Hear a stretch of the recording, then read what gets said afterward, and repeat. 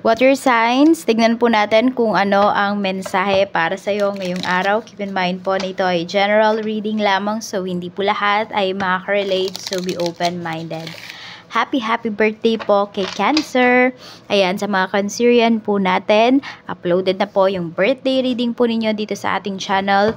Pwede nyo na po yung panoorin. So, tignan natin, could be 6 days ko na yata, nung 6 days ago, nung in-upload ko siya. Kuha tayo dito ng isang card. At kung hindi pa po kayo nakasubscribe, please subscribe na po kayo dito sa ating channel. So, we have the Sword and Rose. Okay, sino ba yung pinoprotektahan po ninyo? Maaring yung iba sa inyo, ang mas pinoprotektahan nyo na ngayon yung inyong sarili. Yan. Meron din kayong mga katotohanan. Alam mo yung parang naging clear na sa inyo lahat kung ano ba yung intention ng isang tao, ano ba yung mangyayari kapag pinili mo yung isang decision na ito. So, alam mo yun, naging clear na sa inyo lahat. Pwedeng nalinawan po kayo. Pwedeng nagkaroon ng time yung iba sa inyo para makapag-muni-muni, makapag-isip-isip po kayo sa mga nangyayari sa inyong buhay. Yung parang na-awaken ba yung iba sa inyo.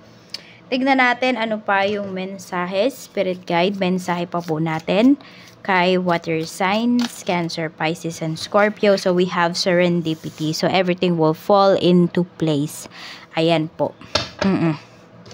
Tignan natin ano pa yung mensahe. Mensahe to galing sa isang tao na na hindi mo na nakakausap. Tignan natin. We have, I want to take care of you the way you've always taken care of me. This could be, okay, parang ito yung tao na pwedeng hindi mo na nakakausap, or sabihin natin hindi mo nakakausap ng masinsinan.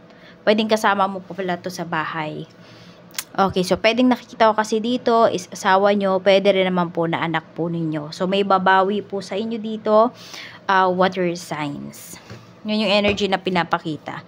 So, pwedeng, ayun pala, yung tao na to, hindi siya masalita, pero mararamdaman mo sa kanya kung paano kanya alagaan, paano siya bumawi sa'yo. Hindi man siguro, hindi siya masalita. Ano ba yun? Basta, hindi siya magaling magsalita, hindi siya magaling mag-express through words ng kanyang nararamdaman. Pero, pwedeng showy talaga yung taong to, or very clingy nga siya sa'yo. So, we have King of Pentacles. Yan po yung mga pwedeng mangyari sa life ninyo ngayon. Tingnan natin. So, pwedeng may nagbabudget po dito. Meron tayong Page of Wands. Okay, so may pinaghahandaan. So, yung iba po sa inyo, pwede ngayon pa lang, bumibili na po kayo ng mga gamit ng inyong mga anak. Or, yan na po yung iniisip ninyo ngayon.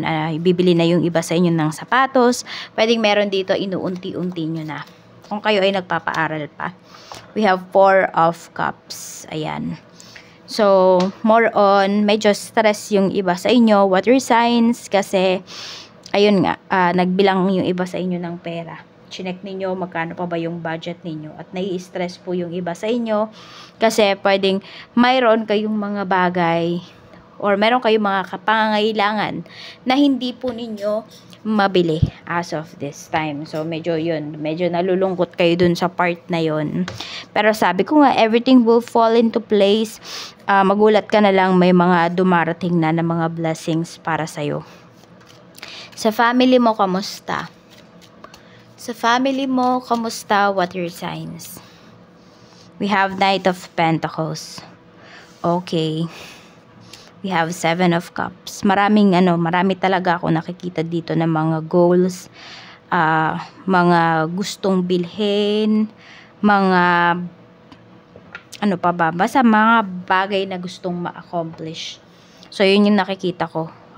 Nandun yung pagka-ambitious, pero meron dito pinanghihinaan po ng loob. Ayan, meron din naman dito sa family mo is kung ano-anong racket yung ginagawa. So, pwedeng meron dito, akala mo pa chill lang na tao. Para bang hindi niya iniisip kung ano ba yung kabuhayan nyo. Pero, akala mo lang yun. Nag-iisip din yung tao na yan. Nag-overthink din siya. Pero, pwedeng hindi niya lang talaga yan pinapahalata sa'yo. Pero, may lungkot din siya na nararamdaman dito. Kasi nakikita ko dito yung tao na yan. Ang dami din niyang gustong ma-achieve sa life. Pero pinanghihinaan kasi siya ng loob. Pwedeng anak mo yan, pwedeng asawa mo. Water signs. We have the Chariot. Pagdating naman po sa mga taong pwede mong makasalamuha ngayong araw. So, very ambitious talaga yung mga tao na makakasalamuha mo ngayong araw. So, matataas yung mga pangarap. Pwedeng mga umaaksyon naman po yung taong yan. Pero meron din dito, ang nakikita ko lang dito is pwedeng mata pobre. Water signs. Queen of Pentacles. Ayan. Meron dito mga mata pobre. May mga makakasalamuha ka. Pwedeng kaya mo mapapansin yan kasi pwedeng ikaw po yung sa iyo niya yan pinaparamdam. Yung pagiging mata pobre niya. Tingnan natin ano pa yung mensahe. Pagdating po sa love life, we have Page of Pentacles and we have 5 of Wands. Mayroon dito gustong sumira sa inyong dalawa. 4 of Wands. Kaya lang kasi matatag kayo. Ayan po. Pwede rin yung iba sa inyo may discussion kayo ng person mo ngayon. I mean, meron kayong pinag-uusapan, mahalagang pinag-uusapan, at merong nakikinig sa inyo. Kaya medyo hinaan nyo lang po yung boses po ninyo kasi kung ano man yung mga plano ninyo, tapos baka naririnig siya ng kapitbahay, naririnig siya ng ibang tao. So, ayun, nai-evil eye ka agad. So, kung napapansin po ninyo, bakit kaya may mga plans kayo na laging hindi nangyayari, kayo ng asawa mo, kayo ng partner mo, kasi baka may ibang nakakaalam.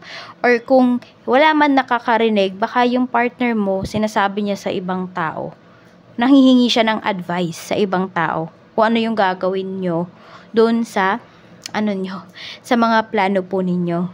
Yan. Parang pagkausap mo siya, wala siyang sinasabi. Pero yun pala sa ibang tao siya nang hihingi ng suggestion. So, yun. Pagsabihan mo siya if ever ganun yung ginagawa niya. Or mahuli mo siya na ganun yung ginagawa niya. Or siguro sabihan mo na lang talaga siya na sa atin lang munang dalawa yung mga plans natin. Kasi sabihin mo, napapansin ko, hindi siya nangyayari. Baka may napapagsabihan ka, ganyan. Tingnan natin. Or baka may natatanong ka na baka nanghihingi ka ng suggestion sa iba. So, wag muna kamo. Okay, sa kaperahan naman, we have the Sun. So, maganda naman yung kaperahan nyo. Siguro, need mo na talagang i-appreciate yung kaperahan mo. Kung ano man yung kinikita mo ngayon, i-appreciate mo yan. Okay, hindi kasi pwede na humihiling tayo ng mga bagay na, 'di ba? Mas nagfo-focus tayo sa mga bagay na wala sa atin. Huwag muna, mahihirapan talaga kayo noon. Mag-focus muna kayo, maging grateful muna kayo sa bagay na nasa harapan ninyo bago kayo maghanap ng mga wala sa inyo. Hindi mag-grow kung ano yung mayroon kayo kung hindi nyo po yan na-appreciate at hindi kayo grateful. Page of Cups. Ayan. Okay. So, kung kayo naman po ay, gusto nyo syempreng patasin kung ano yung kinikita ninyo. Sabi dito, kailangan mong i-clear yung mind mo. Kasi pwedeng nafo-focus ka lang talaga sa isang bagay na akala mo water signs yun lang yung kaya mong gawin. Pero may ibubuga ka pa pala. 'Di ba? Meron ka pa palang kayang gawin. May skills ka pa. So, yun yung pag-focusan mo. Yun yung alamin mo kasi pwedeng yun yung makapagbigay sa'yo ng magandang opportunity. Ikaw lang ang tutulong sa sarili mo.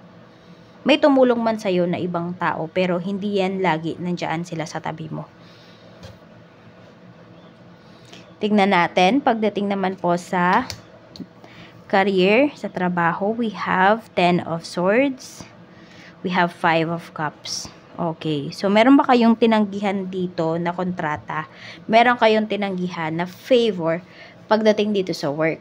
Or mismong trabaho po yung tinanggihan po ninyo. So, ngayon, meron akong nakikita dito na pagsisisi coming from you, water signs. Parang sinasabi mo, sana pala tinanggap ko na lang. Sana nagtiis na lang ako. Yon, meron kayong mga sinasabi na ganyan ngayon. 6 of Pentacles. Yan, kasi pwedeng okay naman din yung bayaran. Okay naman yung sweldo. Pero, ayun, Ewan ko lang kung ano ba yung mga circumstances na nangyari sa inyo, kaya hindi nyo po ito natanggap. Pero yun, may panghihinayang kasi kayo dito. At yung iba naman sa inyo, yung panghihinayang na to ay habang nandyan pa kayo sa current job ninyo. So more on, pwede po na mayroong ino-offer sa inyo na new contract. Sinasabi na po ito sa inyo. So kayo naman nanghihinayang kayo kung hindi ninyo tatanggapin. Kaya i-accept nyo pa rin. Kasi nga sabi ko, okay naman yung bayad. Kaya pwede po na ayan, i-accept nyo talaga yan kasi nanghihinayang kayo. And yung iba, pwede marami pa kasi kayong mga goals talaga na kailangan gawin or kailangan tapusin. Katulad nga niyan, yung family mo, di ba? Marami dyan, ambitious. So, pwedeng merong mga gustong makatapos ng pag-aaral. So, yung iba po sa inyo, kung kayo yung tumutulong sa kanila, so, ayun. Kaya magsasacrifice pa kayo. Tignan natin, wala pong masama sa pagiging ambitious. Kailangan meron tayong ambisyon, di ba? Okay lang po 'yon, di ba? Dapat may tina-target tayo. Check natin pag katulad nga din daw yan pag nag-iipon tayo, dapat meron tayong goals. Hindi pwede na nag-iipon ka lang kasi hindi mo alam kung bakit ka nag-iipon. Dapat alam mo. So tignan natin pagdating naman sa negosyo. We have 3 of Wands, ayan po. So expanding pa yung business mo dito. We have King of Cups. Ayan. Marami po sa inyo, water sign, sa business din talaga kayo magsasucceed. Pero ang sinasabi sa inyo dito ni Universe, yung negosyo na gusto mo talaga. Yung negosyo na hindi ka aalis agad. Hindi ka mag-aal sa balutan agad kapag nakita mo na mababa yung sales. Tignan natin ano pa yung mensahe para sa'yo.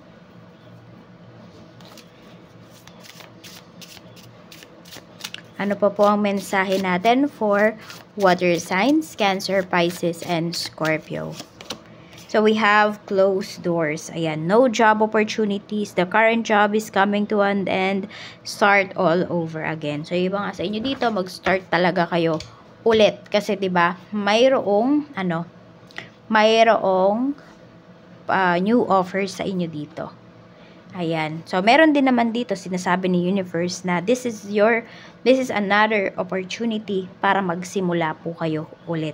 Pero hindi na nga kayo magsisimula from scratch kasi pwedeng meron na kayong mga nalalaman water signs. So, eto naman po yung iyong lucky numbers. We have number 7, 38, 41, 56, 50, and 32. Maraming salamat po sa walang sawang pagsuporta ninyo dito sa aking channel. Mag-iingat po kayo always and more blessings to come.